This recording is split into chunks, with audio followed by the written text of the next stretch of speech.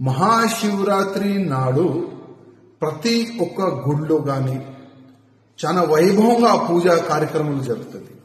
కానీ నేను ప్రతి ఒక్క హిందూ భక్తులకి ఒక రిక్వెస్ట్ చేయాలనుకుంటున్నాను. మీరు మన పూలు కానీ కొబ్బరికాయ కానీ స్వీట్ కానీ అది హిందువుల దగ్గరనే కొనాలని నేను అందరికీ రిక్వెస్ట్ చేస్తున్నాను. ఎందుకంటే చాలా వరకు మన హిందువులకి తెలియదు.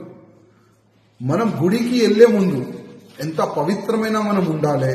మనమైతే ఉంటాం, స్నానం చేస్తాం, మంచి భక్తి భావనతోని మనం ఉంటాం. కానీ మనం ఆ పూజా సామాన్ ఉంటుంది కదా, ఆ పూజా సామాగ్రి అది మంచిగా ఉందా, అది క్లీన్ ఉందా లేదా, దానిపైన మనం దృష్టి పెట్టాం.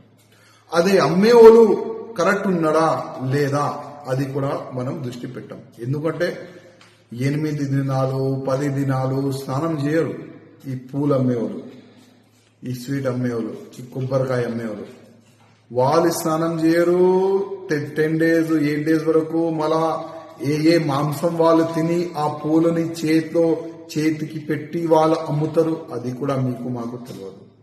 అందుకోసం మనం అంత పవిత్రమైన ఉండి పూజకి మనం వెళ్ళిన తర్వాత అభిషేకం చేసే ఆ పూలు పళ్ళు ఆ కొబ్బరికాయ అది అన్ని ఎంత పవిత్రమైన ఉండాలి, దానిపైన మీరు కొద్దిగా దృష్టి పెట్టండి.